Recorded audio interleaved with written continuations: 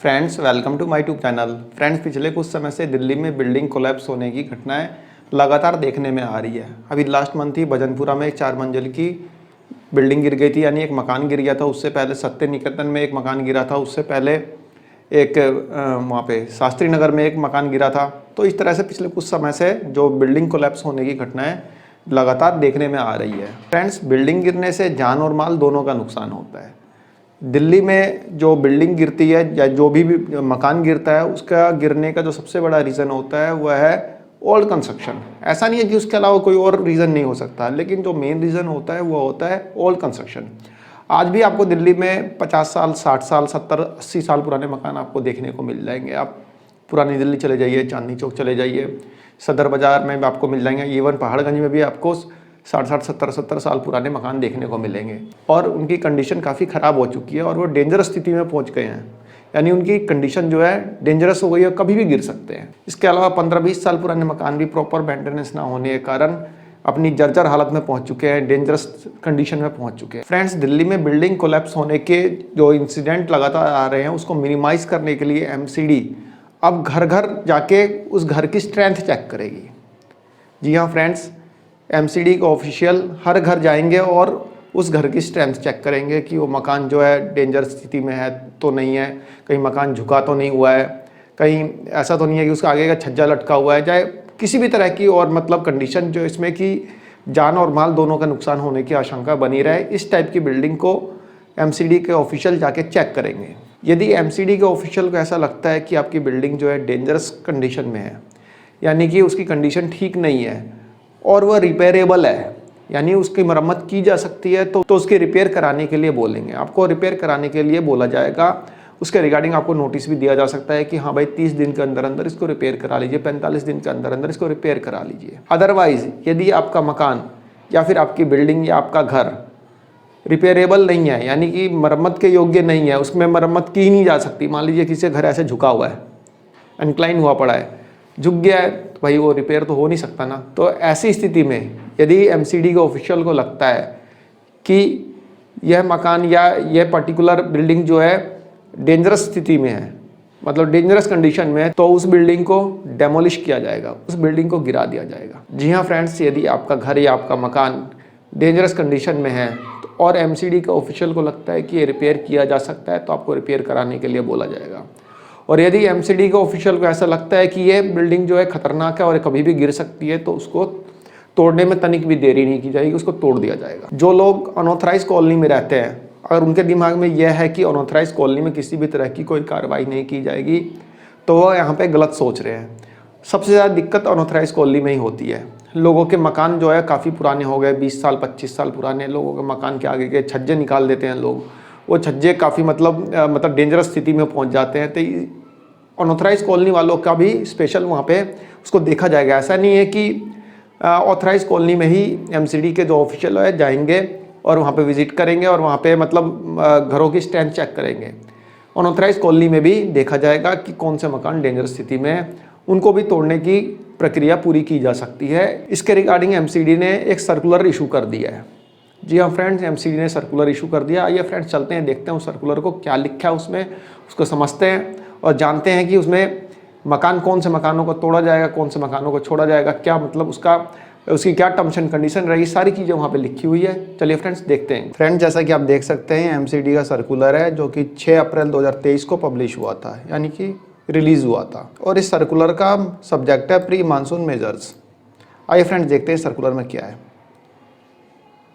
थोड़ा सा स्लाइड करके नीचे चलते हैं। हम यहाँ पे मेन पॉइंट्स ही पढ़ेंगे, इससे ज़्यादा नहीं पढ़ेंगे।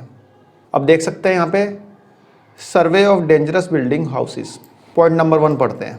The survey of dangerous building oblique houses in approved colonies is conducted every year before monsoon season by the field staff with a view to identify dangerous oblique repairable building oblique houses. Simultaneous action is taken for issue of requisite notice in case of dangerous oblique repairable houses. In case of building oblique houses found irreparable or in dangerous condition, necessary action be initiated immediately.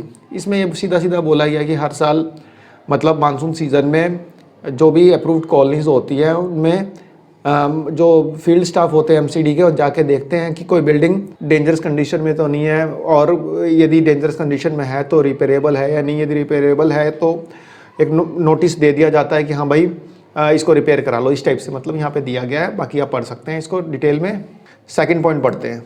It should be ensured that in no case demolition action is delayed with regards to the building house found in dangerous condition. यदि कोई building या फिर कोई भी घर dangerous condition में पाया जाता है तो उसकी जो डेमोलिशन होगी, यानी जो उसको गिराया जाएगा, उसमें तनिक भी देर नहीं की जाएगी। पॉइंट नंबर 4 देखते हैं। फ्रेंड्स, इस सर्कुलर का पीडीएफ लिंक मैं आपको डिस्क्रिप्शन बॉक्स में दे दूंगा, जहां से आप इस सर्कुलर को डाउनलोड करके पढ़ सकते हैं और समझ सकते हैं। Further, in respect of unauthorised colonies, power under section 348 and 349 of the DMC Act 1957 of the DMC Act 1957 shall vest with the executive engineer of building department of the concerned zone, there shall carry out the action in unauthorized colony as mentioned in the above para। यानी कि जो para number 1 में लिखा गया है, जो कि approved colony के साथ जो बिहेव किया जाएगा, वही बिहेव यहाँ पे अनऑथराइज्ड कॉलोनी के साथ किया जाएगा। यानी कि अनऑथराइज्ड कॉलोनी में भी यदि कोई घर या मकान डेंजरस कंडीशन में मिलता है तो उसके साथ भी यही बिहेव किया जाएगा, यानी कि उसको डेमोलिश किया जाएगा। डेमोलिश मतलब उसको तोड़ दिया जाएगा। पहले तो नोटिस दिया जाएगा इसको रिपेयर करा लो, यदि रिपेयर कराने के योग्य है तो उसको रिपेयर कराया जाएगा, अदरवाइज उसको तोड़ा जाएगा। थोड़ा सा स्लाइड करके नीचे आते हैं। पॉइंट नंबर 5 पढ़ते हैं। In view of ensuing monsoon season the exercise to identify such dangerous building should be completed before 30th June 2023 so that appropriate action to demolish, secure, repair such building is taken so as to prevent any mishap causing inconvenience to the public at large, thus resulting into loss of life and property। मतलब यह काम जो है, मतलब कौन सी building dangerous स्थिति में है, उसकी क्या कंडीशन है, इन सब का काम, मतलब उसको शॉर्ट आउट करने का काम 30 जून 2023 से पहले कंप्लीट कर लिया जाएगा, और उसके बाद एप्रोप्रिएट एक्शन लिया जाएगा। यदि बिल्डिंग को रिपेयर कराना है तो रिपेयर करवाया जाएगा, यदि उसको तोड़ना है तो तोड़ दिया जाएगा। ठीक है फ्रेंड्स, पॉइंट नंबर 6 देखते हैं। The concern executive engineer maintenance as well as executive engineer building of the zone shall carry out an intensive drive to conduct survey of the area with due diligence under their respective jurisdiction and also attend to the complaints on priority।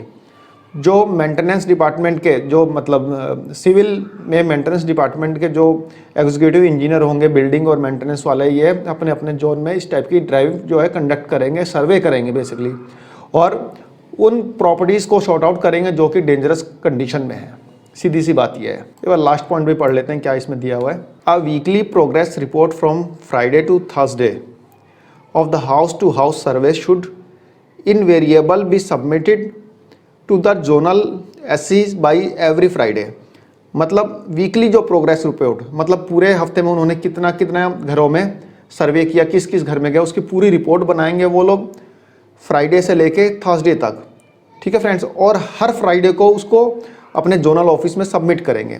ऐसा नहीं है कि वो बोल देंगे हाँ भाई हमने कर लिया, और कल को वो बिल्डिंग गिरती है, वो घर गिरता है तो उनकी जिम्मेवारी होगी। The zonal SC shall send this report to the concern एससीज who shall compile the report and send the same to the nodal officer। जो जोनल ऑफिस होंगे वो अपनी रिपोर्ट अपने से आगे के कंसर्न ऑफिस में भेजेंगे, और वो कंसर्न ऑफिस होगा वो नोडल ऑफिसर को ये रिपोर्ट भेजेगा हर एक मंडे को।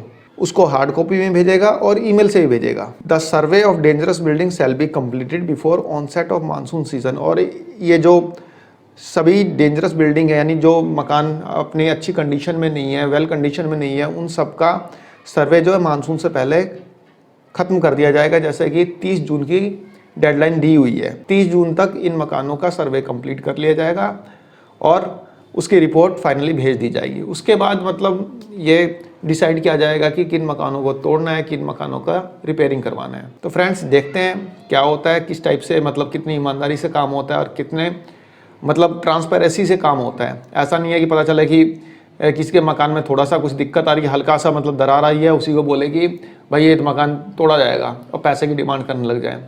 इनका ये भी तो भरोसा नहीं है, यही तो दिक्कत है यहाँ पे एमसीडी में। देखते हैं इस एमसीडी के इस ड्राइव में एमसीडी क्या ऐसा कुछ खास करती है, कुछ अपना प्रॉपर काम करती है नहीं करती है, वो तो आने वाला समय ही बताएगा। लेकिन ये छोटी सी इन्फॉर्मेशन थी आप लोगों के लिए। आशा करता हूँ पसंद आई होगी। धन्यवाद, नमस्कार।